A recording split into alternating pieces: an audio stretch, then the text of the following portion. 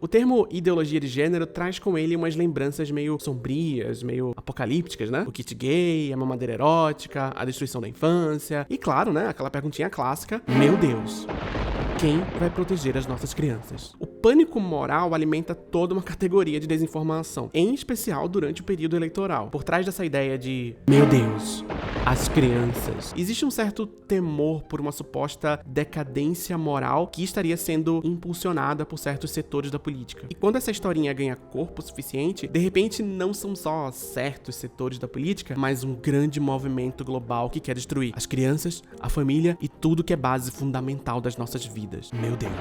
No vídeo de hoje a gente vai esmiuçar um pouco sobre esse fenômeno e tentar buscar algum tipo de solução, talvez. É o que a gente espera. Meu nome é Thiago Guimarães e essa é a Hora da Verdade.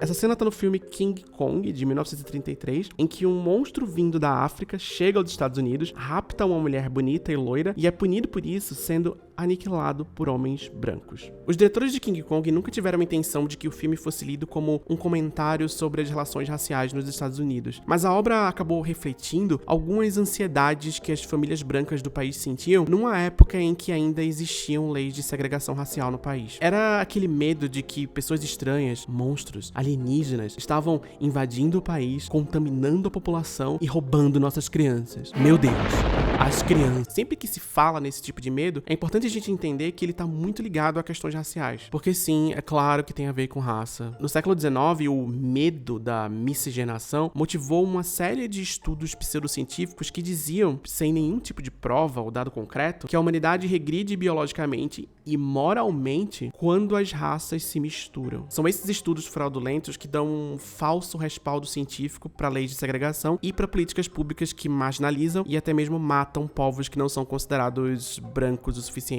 Mas o termo pânico moral surge mais tarde. Ele foi cunhado pelo sociólogo Stanley Cohen na década de 70 e originalmente ele está mais ligado à criminologia, mas ele funciona muito bem para outras coisas também. O autor emprega esse termo quando uma condição, episódio, pessoa ou grupo de pessoas emerge para ser definido como uma ameaça aos valores e aos interesses sociais. Ali, ó, são eles. Maybe it's time we stopped blaming us and started worrying about them. A questão aqui é que essa ameaça quase sempre é inventada ou surge através de dados distorcidos. Por exemplo, a tal da mamadeira erótica das eleições de 2018. Ela não é só uma mentira de uma campanha eleitoral. O boato surge como parte de uma história maior, de que um certo grupo político estaria empurrando uma agenda de degradação moral. E mais importante, por causa disso, esse grupo precisaria ser combatido. E esse pânico moral, ele é instrumentalizado politicamente não só para ganhar eleições, mas para impulsionar agendas políticas, para aprovar projetos de lei, políticas públicas, etc. E embora esses discursos surjam com diferentes roupagens, a retórica é quase sempre a mesma. A humanidade ou a família precisaria ser resgatada de um processo de decadência moral. Mas quem são essas pessoas que precisam ser resgatadas? Quem é essa família que precisa ser protegida? E mais importante, quem seriam os responsáveis por essa suposta decadência? Quem são eles? Bom, existem muitos bodes expiatórios dependendo do contexto. Pode ser a criminalidade, podem ser os funkeiros, pode ser a favela como um todo, pobres de uma forma geral, as feministas, o movimento LGBT, os imigrantes, os nordestinos, a tal da lacrosfera, os militantes, os drogados. É como se o país e o mundo estivesse vivendo uma invasão alienígena de pessoas que na verdade sempre tiveram aqui, que sempre existiram, mas que são vistas como não pertencentes, como forasteiros e como seres animalescos que invadem a casa dos outros, destroem tudo e roubam as nossas crianças. Para fortalecer esse tipo de narrativa, vale tudo. Vale inventar que uma cidade gaúcha inaugurou um parque inspirado na ideologia de gênero, que a prefeitura de Fortaleza editou uma cartilha que incentiva crimes contra crianças, que marcas de brinquedo estão produzindo bonecas trans infantis, mamadeiras eróticas, kit gay e muito, muito, muito mais. A lista de fake news dentro desse recorte é imensa e todas elas fazem parte dessa história maior que envolve uma suposta degradação moral e uma invasão de forasteiros sujos, doentes e depravados. Eles. E eu trago exemplos que merecem ser esmiuçados com alguns detalhes. Em 2018, o pastor Silas Malafaia postou uma série de vídeos nas redes sociais dele, alertando a comunidade evangélica sobre a destruição da infância e da família. O líder religioso usa várias palavras-chave que são comuns nesse tipo de discurso, como marxismo cultural, destruição do modelo judaico-cristão, destruição da família e, claro, o pior monstro de todos, o comunismo. A retórica aqui continua sendo a da invasão alienígena, ou, se você preferir, do monstro forasteiro. Eles estão chegando com as ideologias e os valores morais deles, e o plano deles é contaminar tudo que existe. Cabe a nós, que somos muito diferentes deles, impedir que isso aconteça. Maybe it's time we stopped blaming us and started worrying about them. E quem são eles? Os comunistas, os criminosos, as feministas, a população LGBT, a favela, os funkeiros, a lacrosfera, os militantes. E vários outros. Todos ao mesmo tempo? Não necessariamente. Vai depender de qual deles se encaixa melhor na narrativa naquele momento específico. Pode ser também uma pessoa específica, pode ser um partido político inteiro. O importante é alimentar esse medo e direcionar ele pra onde você quer. E falando em alimentar medo... Por que ela termina sozinha no castelo de areia?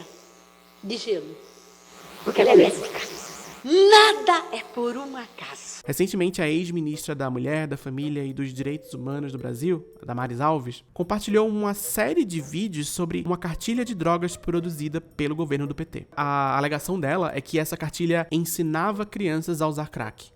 O Aos Fatos desmentiu esse boato e explicou que esse material, na verdade, era direcionado a usuários de drogas adultos com o objetivo de redução de danos e não de incentivar o uso. No último dia 18 de agosto, o Tribunal Superior Eleitoral determinou que os vídeos fossem retirados do ar, mas a essa altura o conteúdo já tinha atingido mais de 1 milhão de usuários. É muito cansativo, gente. E essa não foi a única mentira propagada pela ex-ministra. Numa palestra de 2013, a pastora espalhou que a Prefeitura de São Paulo tinha contratado uma ONG para ensinar professores de creche sobre...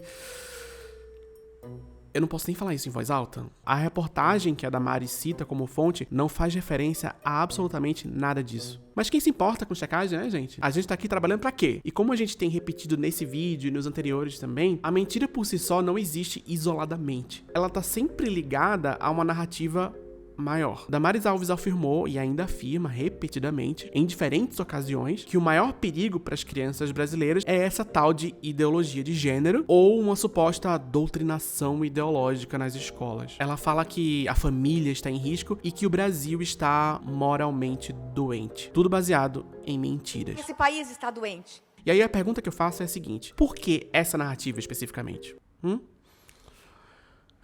Às vezes é importante a gente entender que o nosso cérebro não consegue prestar atenção em tudo que está acontecendo à nossa volta. E que toda vez que a gente presta atenção num tema específico, existem vários outros que estão sendo deixados de lado. Daqui a pouco eu vejo isso. Não é o momento. Existem muitas ameaças à família e às crianças brasileiras. A questão é que existem muitas famílias diferentes e muitas crianças diferentes também. O Brasil é um país enorme, complexo e com muitos problemas complicados. 100 milhões de pessoas, quase metade da população, não tem acesso a esgoto tratado, por exemplo, o que resulta em doenças e mortes, inclusive de crianças. Entre 2016 e 2021, de acordo com um relatório da Unicef, 35 mil crianças e adolescentes foram mortos de forma violenta aqui no nosso país. Isso não é uma ameaça concreta à família e à infância? Em 2016, a Pesquisa Nacional sobre o Ambiente Educacional no Brasil apurou que 27% dos jovens entrevistados afirmaram ter sofrido agressão na escola e 73% foram alvos de xingamentos em razão de suas orientações sexuais. 25% dos entrevistados foram agredidos fisicamente dentro das escolas e 68% verbalmente por causa de suas identidades ou expressões de gênero. Em 2020, a Associação Nacional de Travestis e Transsexuais, a ANTRA, reportou 175 transfeminicídios e mapeou 80 mortes de pessoas trans só no primeiro semestre de 2021. Essas pessoas que morreram ou foram agredidas possivelmente têm ou tinham familiares, pais, mães, filhos, avós, primos. Algumas dessas pessoas são crianças ou conviviam diretamente com crianças. Esses números não representam uma ameaça à infância e à família? Esses crimes não são uma ameaça? Qual que é o interesse de certos grupos em jogar holofotes em ameaças imaginárias no lugar de perigos concretos? talvez o nosso papel aqui, nesse caso, não seja só checar os fatos ou investigar as narrativas por trás das mentiras, mas também redirecionar esses holofotes, chamar a atenção para os perigos reais, para as ameaças reais. Elas estão aqui, os números existem e eles são verdadeiros. Vamos tentar prestar atenção neles e sem pânico de preferência? Não esquece de se inscrever aqui no canal e até o próximo vídeo.